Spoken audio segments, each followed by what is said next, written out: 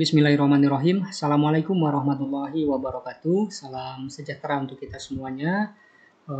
Apa kabarnya hari ini? Semoga tetap dalam keadaan sehat walafiat dan tidak kurang satu apapun dan tetap berada di bawah lindungan Tuhan Yang Maha Esa. Kita tetap optimis untuk mengikuti pembelajaran dari rumah dan tak kenal lengah untuk tetap memperhatikan protokol kesehatan, menjaga jarak, dan menggunakan masker serta rajin mencuci tangan. Kembali lagi bertemu di channel ini di mata pelajaran penerapan rangkaian elektronika. Adapun pada hari ini concern kita yaitu masuk ke kompetensi dasar yang keempat tentang penerapan rangkaian inverter DC ke AC.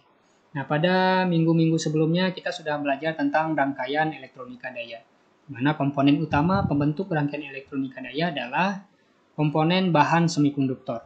Salah satu contoh pengaplikasian dari rangkaian ini adalah rangkaian dimmer yang dimanfaatkan sebagai pengatur intensitas cahaya lampu pijar pada rangkaian AC.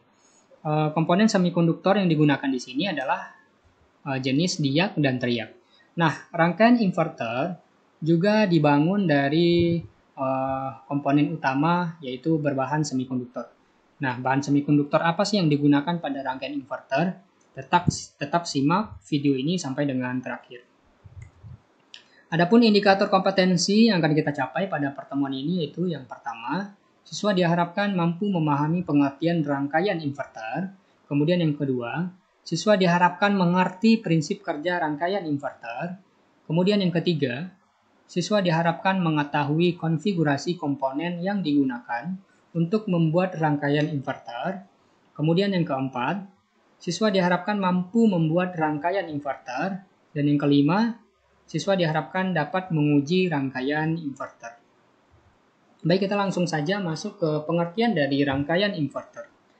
Rangkaian inverter ini biasanya disebut juga dengan power inverter. Itu sebuah rangkaian atau perangkat elektronika yang dapat mengubah arus listrik searah atau DC menjadi arus listrik bolak-balik atau AC. Nah, pada tegangan dan frekuensi yang dibutuhkan sesuai dengan perancangan rangkaiannya. Nah, kita sama-sama mengetahui bahwa sebuah perangkat elektronika selalu bekerja pada arus searah. Nah, untuk membangun arus searah ini kita memerlukan sebuah perangkat yang namanya power supply. Kerja dari sebuah power supply ini yaitu mengubah arus bolak-balik atau AC menjadi arus searah atau arus DC. Nah, pada rangkaian inverter yang terjadi adalah kebalikannya, yaitu mengubah arus DC atau searah menjadi arus bolak-balik. Adapun bentuk gelombang yang dihasilkan oleh rangkaian inverter ini ada 4. Yang pertama yaitu bentuk gelombang persegi atau yang disebut juga dengan square wave. Dan yang kedua yaitu bentuk gelombang sinus atau yang disebut juga dengan sine wave. Dan yang ketiga bentuk gelombang sinus yang dimodifikasi. Dan yang keempat yaitu gelombang modulasi pulsa lebar. Nah, biasanya yang paling sering digunakan yaitu bentuk gelombang sinus dan gelombang sinus yang dimodifikasi. Nah, pada kelas sebelumnya kita sudah membahas tentang bagaimana cara mengubah bentuk gelombang sinus menjadi bentuk gelombang persegi. Atau sebaliknya, kita mengubah bentuk gelombang persegi menjadi bentuk gelombang sinus. Nah, ini disebut rangkaian pengubah ini disebut dengan rangkaian osilator. Rangkaian osilator dimanfaatkan pada inverter untuk mengubah arus searah menjadi arus yang ada siklus positif dan ada siklus negatifnya. Ini yakni berupa gelombang sinus dan gelombang sinus yang dimodifikasi. Nah, di mana untuk frekuensi arus listrik yang dihasilkan pada umumnya adalah sekitar 50 Hz sampai dengan 60 Hz. Dan tegangan outputnya sekitar 120 volt sampai dengan 200 volt. Serta daya listrik yang dihasilkan adalah sekitar 150 watt hingga 3000 watt. Ini sesuai dengan kebutuhan si perancang. Adapun prinsip kerja sebuah rangkaian inverter, kita dapat fokuskan ke gambar di sini, di mana kita bisa melihat ada input berupa baterai 12 volt Ini adalah tegangan yang mengalir di sini adalah arus DC. Kemudian di sini ada rangkaian osilator. Jadi rangkaian osilator nanti digunakan untuk mengubah bentuk dari gelombang DC di sini atau sinyal DC diubah menjadi bentuk gelombang persegi atau gelombang sinus. Kemudian nanti dari sini, dari osilator baru nanti dialirkan ke transformator untuk dikuatkan. Ya. Jadi penguatan terjadi di transformator. Dan terakhir baru dialirkan ke output. Output ini nanti baru diteruskan ke perangkat-perangkat elektronika. Nah, jadi begini contoh simpelnya ya. Jadi transformator di sini kita lihat ada lilitan sekunder dan ada lilitan primernya. Bagaimana sih cara kerja transformator ini nanti akan kita kupas. Nah, komponen pembentuk inverter ini secara garis besar dapat kita kelompokkan atas 4. Yang pertama adalah komponen input, ini yakni berupa baterai, aki atau power supply. Jadi besar tegangannya sekitar sekitar 6 sampai dengan 12 volt. Ya. Kemudian yang kedua adalah rangkaian osilator. Jadi rangkaian osilator ini adalah rangkaian yang nantinya akan mengubah bentuk sinyal dari input. Ya. Jadi nanti dikonversikan sinyalnya di bagian osilator, kemudian nanti baru diteruskan ke komponen transformator. Selanjutnya dari transformator baru menuju output dan dialirkan ke rangkaian elektronika. Dapat kita lihat di skema yang ada di sini. Oke. Nah, pertama kita bahas inputnya terlebih dahulu. Jadi kapasitas baterai atau input sangat menentukan berapa lama inverter bisa digunakan. Umumnya pada sebuah UPS yang digunakan pada perangkat komputer, ya, baterainya kering dengan tegangan 12 volt DC. Kemudian arus dari baterai digunakan sebagai suplai utama rangkaian sekaligus sebagai arus listrik yang akan dikonversikan ke arus listrik seperti PLN. Ya. Tapi kita tidak bisa berharap terlalu banyak rangkaian ini karena tentunya tidak akan bekerja sebaik arus listrik yang dihasilkan oleh PLN. Kemudian yang kedua yaitu osilator. Nah, dari bagian input nanti akan diteruskan ke osilator. Komponen pembentuk osilator ini adalah piranti semikonduktor sejenis MOSFET. Jadi MOSFET ini yang dipakai pada osilator untuk rangkaian inverter. Yang bekerja tentunya lebih baik dari transistor jenis FET karena lebih unggul dalam hal penguatan dan efisiensi dayanya. Nah, di sini kita lihat ada dua jenis MOSFET, ada kanal N dan kanal P. Karena di minggu-minggu sebelumnya kita sudah membahas. Bisa kalian pelajari lagi nanti dengan melihat datasheet sebuah MOSFET. Yang ketiga yaitu transformator. Jadi sinyal yang dihasilkan dari osilator nanti diteruskan ke bagian transformator.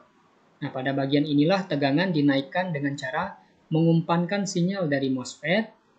Trafo untuk inverter yang digunakan haruslah jenis CT. Nah, jadi CT ini nanti dari tegangan input yaitu tegangan DC harus positif nanti dihubungkan ke bagian CT.